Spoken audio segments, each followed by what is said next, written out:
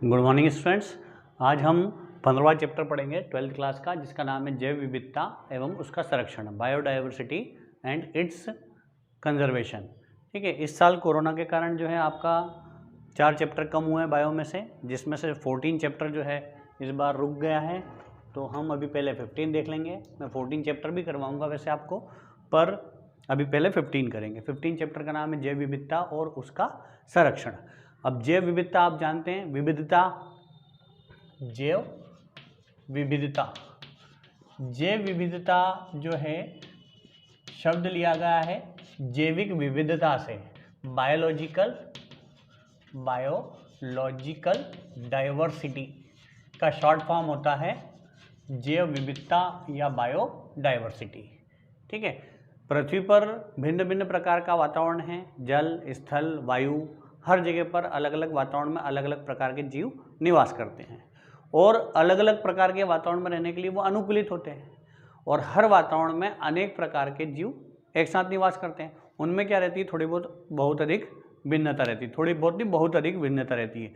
उनकी जो भिन्नता है या उनका जो अंतर है, उस अंतर को क्या बोला जाता है, विविधता कहा जाता है। ठीक है, और जितने भी जीव हैं उनके कार्य में, संरचना में, उनके आकारिकी में, सब में कुछ ना कुछ क्या पाया जाता है, अंतर पाया जाता है। उस अंतर को ही जैव विविधता कहा जाता है।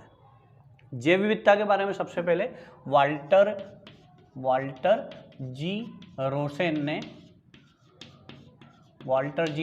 ने 1986 में बताया था। ठीक है, और उन्होंने बताया जीवों में पाए जाने वाली विविधता, विषमता और जटिलता, 3 शब्दों को याद रखना। जीवों में पाई जाने वाली विविधता, विषमता और जटिलता को ही क्या कहा जाता है, जैव विविधता या बायोडाइवर्सिटी कहा जाता है, जो कि बायोलॉजिकल डाइवर्सिटी का ही शॉर्ट फॉर्म है। ठीक है, इसमें जीवों के कार्य में, संरचना में, आकारिकी, परिमाण, सभी चीज़ों में क्या होती है, अंतर होता है। उस अंतर को ही क्या बोल रहे हैं, जैव विविधता कहा जाता है। कुछ किताबों में, जैसे एनसीईआरटी की बुक की बात करें तो 30 मिलियन जीव जो है धरती पर मौजूद हैं, और नवबोध प्रबोध की बुक में 5 से 10 मिलियन। ठीक है, तो आप 5 से 30 मिलियन याद रख लो। 5 से 30 मिलियन जीव जो है, जीव जंतु, पेड़ पौधों की और सूक्ष्म जीव की प्रजातियां धरती पर मौजूद हैं, जिनमें से केवल हमको जानकारी है मात्र 2 मिलियन की। जानकारी कितने की, केवल 2 मिलियन की। इस 2 मिलियन में से 1.3 मिलियन जो है जंतु की प्रजाति है और 0.7 मिलियन जो है पादप की प्रजातियां हैं। ठीक है, मतलब या तो 5 मिलियन है, अधिकतम 30 मिलियन है, अलग अलग बुक में अलग अलग बताया रखा है। तो 5 से 30 मिलियन के बीच जो है जंतु, जीव जंतु, पेड़ पौधों की प्रजातियां हैं, जिनमें से जानकारी केवल 2 मिलियन की है। उस 2 मिलियन में से भी 1.3 मिलियन जो है जंतु की प्रजाति है और 0.7 मिलियन जो है पादप की प्रजाति है। अब ये जो जंतु और पादप की प्रजातियां हैं, ये विश्व की बात कर रहे हैं। तो हम भारत में देखें, भारत में डाइवर्सिटी के बारे में, तो भारत में जो है वो कवक है। कवक की संख्या जो है 23,000 है। भारत की बात कर रहे हैं, 23,000 प्रजाति है किसकी, कवक की। कवक के बाद अगर ब्रायोफाइट्स की बात करें, ब्रायोफाइट्स की, तो ब्रायोफाइट्स की जो है 15,000 जातियां हैं लगभग। कितने हजार, 15,000। इसी प्रकार अगर जंतुओं में बात करें तो स्तनी वर्ग की बात करें तो इनकी 372 जातियां हैं, 372। और पूरे विश्व में बात करें तो 4100 जातियां, 4100 जातियां हैं। फिर अगर हम आर्थ्रोपोडा, सबसे बड़ा संघ है जंतुओं का, उसकी बात करें तो आर्थ्रोपोडा संघ में कुछ किताबों में 57,525 लिखा है और कुछ किताबों में 68,000 लिखा है। मतलब इतने हजार प्रकार की जातियां हैं। और ऐसे ही आवर्तबीजी पादप, अनावर्तबीजी पादप, पक्षी वर्ग, मछली वर्ग, स्तनी वर्ग, सभी प्रजाति के जीवों की संख्या अलग अलग है। मतलब एक अनुमान के अनुसार बता रहे हैं कि इतने इतने जीव यहाँ पर धरती पर मौजूद है और हर जीव में थोड़ा बहुत क्या है, अंतर है। उस अंतर को ही क्या बोला जाता है, विविधता।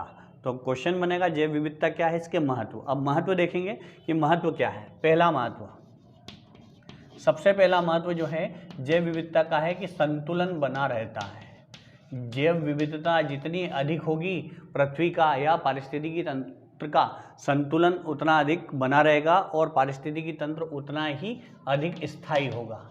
ठीक है, जैव विविधता का होना बहुत ही आवश्यक है। ठीक है, स्थायित्व के लिए। दूसरा, इसी के द्वारा विभिन्न स्रोत विभिन्न प्रकार के संसाधन प्राप्त होते हैं किनके द्वारा? जैव विविधता के माध्यम से ही। मनुष्य के लिए उपयोगी बहुत सारे प्रकार के संसाधन काय के जीवों के माध्यम से प्राप्त होते हैं। तो संसाधनों की पूर्ति के लिए भी जैव विविधता आवश्यक है। इसके अलावा जो है पदार्थों के चक्रण और पुनर्चक्रण, इन दो कार्यों के लिए भी जैव विविधता आवश्यक है। ठीक है, तो क्वेश्चन आपका ये बना है जैव विविधता क्या है, इसके महत्व लिखिए। तो जैव विविधता किसे कहते हैं? वाल्टर जी रोसेन के अनुसार याद रखना, विविधता, विषमता और जीवों में पाई जाने वाली जो जटिलता है, उस जटिलता को ही जैव विविधता, बायोडाइवर्सिटी कहा जाता है। ठीक है, जीवों की संरचना, कार्य, आकार, प्रकार, रंग, रूप आदि में जो अंतर है, उस अंतर को ही विविधता कहा जाता है। धरती पे लगभग 5 से 30 मिलियन प्रकार के जीव मौजूद हैं, जिसमें से 2 मिलियन की जानकारी है। उसमें से भी 1.3 मिलियन तो जंतु की प्रजाति हैं, 0.7 मिलियन पादप की प्रजातियाँ। कुछ एक एग्जाम्पल याद रखना, खासकर स्तनी वर्ग की प्रजातियाँ याद रखना। भारत में 372 और विश्व में 4100 प्रकार के क्या हैं? स्तनी वर्ग के जीव हैं। ठीक है, अब इसके महत्व बताएं। 2 महत्व है, 3 महत्व। सबसे पहला महत्व प्राकृतिक संतुलन को बनाए रखने के लिए या स्थायित्व को बनाए रखने के लिए। दूसरा महत्व है संसाधनों की पूर्ति के लिए। विभिन्न प्रकार के संसाधन जो हमको विभिन्न प्रकार के जीव जंतु और पेड़ पौधे से प्राप्त होते हैं, उनके लिए भी जैव विविधता आवश्यक है। और पदार्थों के चक्रण और पुनर्चक्रण के लिए भी क्या आवश्यक है? जैव विविधता। अब आते हैं इसके प्रकार, जैव विविधता के प्रकार। तो क्वेश्चन 1 बना है आपका, जैव विविधता क्या है, इसके महत्व। अगला क्वेश्चन बन जाएगा जैव विविधता क्या है, इसके प्रकार। तो जैव विविधता क्या है, तो क्या है में वही चीज़ें वापस से लिखना है हमको। तो अब हम देख लेते हैं प्रकार। सबसे पहला प्रकार आता है आनुवांशिक विविधता। सबसे पहला प्रकार कौन सा? आनुवांशिक विविधता। किसी एक प्रजाति के जो जीव होते हैं, उन प्रजाति के जीव के जो जीन्स, मतलब आनुवांशिक पदार्थों में जो अंतर होता है। क्योंकि पृथ्वी पर मान लो इंसानों की बात करें तो इंसानों के सारे इंसानों के जीव एक समान नहीं होते हैं। सभी इंसानों के जीव क्या होते हैं? एक दूसरे से भिन्न होते हैं। तो जीन्स की जो भिन्नता है या आनुवांशिक पदार्थ की जो भिन्नता है, उस भिन्नता को ही क्या कहा जाता है? आनुवांशिक विविधता कहा जाता है। तो पहली विविधता हुई कौन सी? आनुवांशिक विविधता। ठीक है, एक ही प्रजाति के जीवों में पाए जाने वाले जीन्स में जो अंतर है, उस अंतर को ही विविधता कहा जाता है। ठीक है, इस जीन्स में विविधता के कारण एक प्रजाति से कभी कभी नई प्रजातियां विकसित हो जाती हैं। दूसरा आता है प्रजाति विविधता। एक ही जाति के अंदर नए नए लक्षण मौजूद हो जाएं और नई प्रजाति की उपस्थिति दर्ज होने लग जाए, तो उस विविधता को क्या कहा जाएगा? प्रजाति विविधता। एक जाति के अंदर प्रजातियां आपस में एक दूसरे से अंतर दिखाएं और उसके कारण नई नई प्रजातियां बनती जाएं, तो उससे क्या कहा जाएगा? प्रजाति विविधता कहा जाता है। ठीक है, एक विशेष क्षेत्र में पाई जाने वाली जाति की 2 प्रजातियों में जो भिन्नता पाई जाती है, उस भिन्नता को ही क्या कहा जाता है? प्रजाति विविधता। और तीसरा और आखिरी है पारिस्थितिकी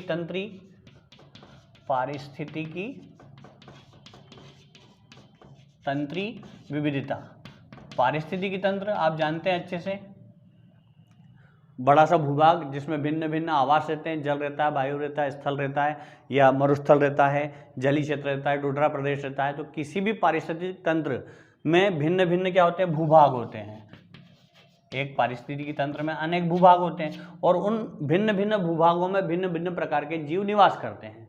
और उन जीवों में जो अंतर होता है, किसी भी पारिस्थितिकी तंत्र में पाए जाने वालों में जीवों में जो अंतर होता है, उस अंतर को ही क्या बोलते हैं? पारिस्थितिकी तंत्री विविधता कहा जाता है। तो ये 3 प्रकार की विविधता आपको याद रखना है। जो पारिस्थितिकी तंत्री विविधता है वो भी 3 प्रकार की होती है, अल्फा, बीटा और गामा प्रकार की। ठीक है, इनको तो केवल नाम याद रख लेना। तो ये दूसरा अपना क्वेश्चन बन जाएगा, जैव विविधता क्या है, कितने प्रकार की होती है? तो परिभाषा ऊपर, प्रकार 3। प्रकार में आपको एक एक शब्द याद रखना। आनुवांशिक विविधता में किस में अंतर रहेगा? जीन्स में। प्रजाति विविधता में एक जाति के अंदर विभिन्न प्रजाति के जीवों में जो अंतर है।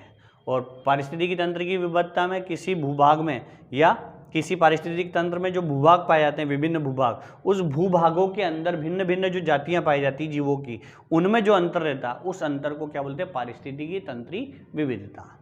अब देख रहे हैं कि जो जैव विविधता है उसमें क्या होती आ रही है? निरंतर कमी आती जा रही है। तो जैव विविधता में निरंतर कमी क्यों आ रही है, उसके हमको कारण देखना है। किसके?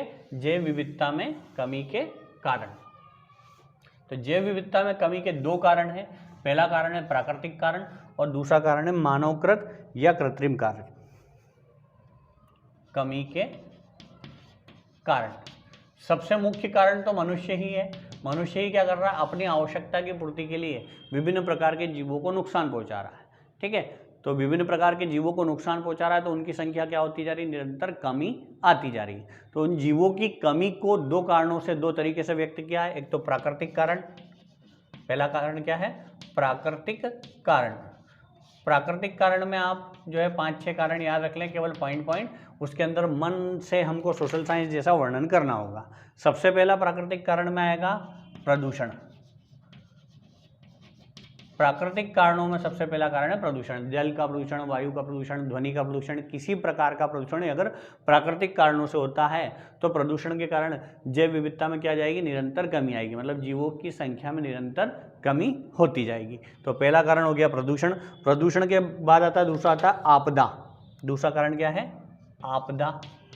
अब विभिन्न प्रकार की जो प्राकृतिक आपदाएं, जैसे भूकंप है, बाढ़ है, सूखा है, इन कारणों से क्या है, जीवों की संख्या निरंतर क्या होती रहती है, कम होती है। तो विभिन्न प्राकृतिक आपदा जैसे बाढ़, भूकंप तथा सूखा के कारण निरंतर इनका कम होना एक दूसरा महत्वपूर्ण कारण आ जाएगा, आपदा। आपदा के बाद अगला आता है तीसरा, जनसंख्या। जनसंख्या, अब जनसंख्या का कम होना और जनसंख्या का बढ़ना, कम या ज़्यादा होना। अब जनसंख्या किसी की भी हो सकती है, किसी एक जीव की जनसंख्या का बढ़ना भी जैव विविधता में कमी का कारण हो सकता है, और किसी एक जनसंख्या का घटना, मतलब एक घटेगी तो स्वतः दूसरी बढ़ेगी, या एक बढ़ रही है मतलब किसी न किसी दूसरी जनसंख्या को घटाने का काम कर रही है। तो जनसंख्या का घटना और बढ़ना जो है वो जैव विविधता में कमी का अगला कारण हो गया। फिर अगला आता है डी, विदेशी प्रजाति का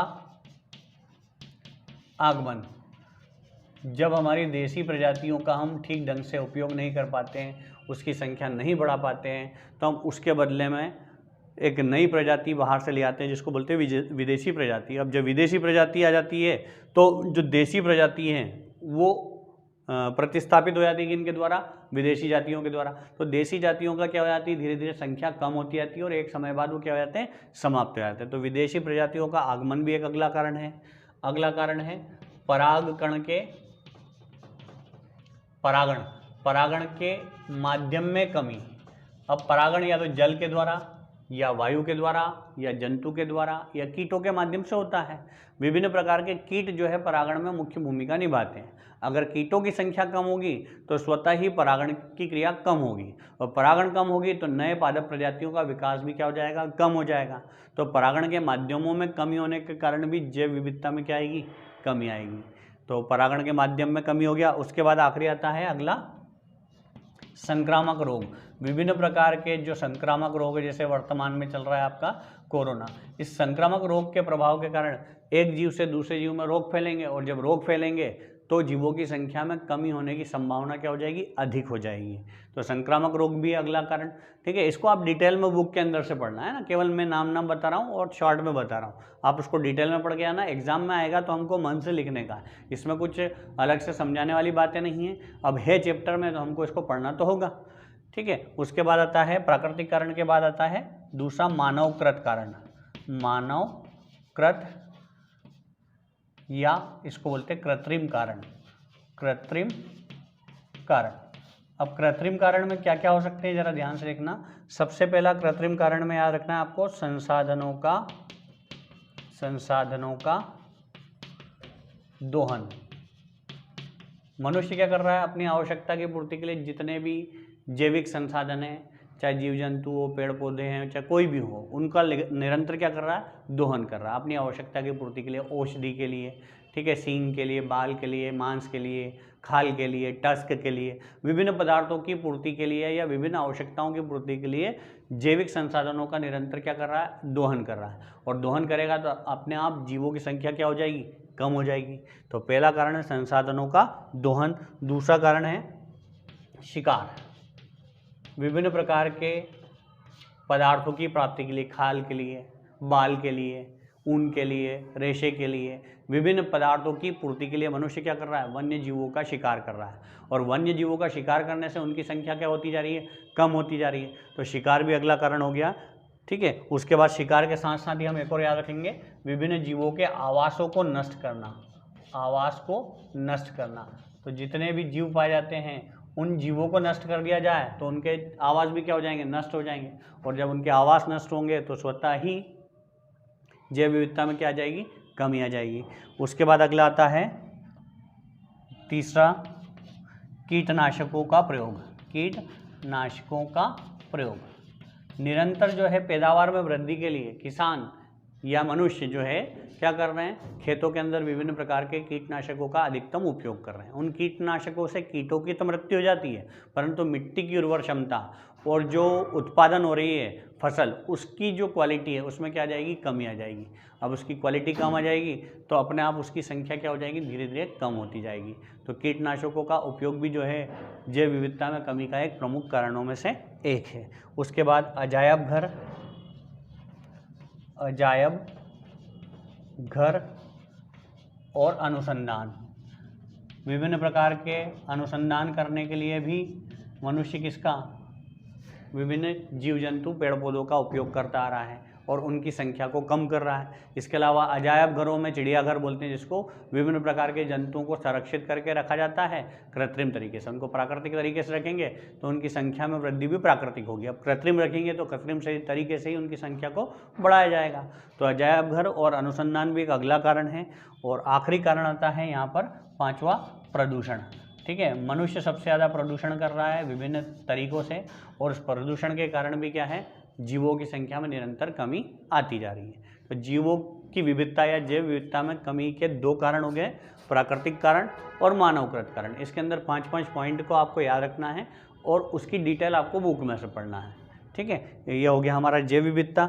इसके बाद हम अगला टॉपिक पढ़ेंगे वन्य जीव के बारे में कि वन्य जीव क्या है, उनका विलुप्तीकरण क्यों हो रहा है, कैसे हो रहा है, कितने प्रकार के होते हैं। अगले वीडियो में वन्य जीव के बारे में बताऊंगा। ठीक है, थैंक यू।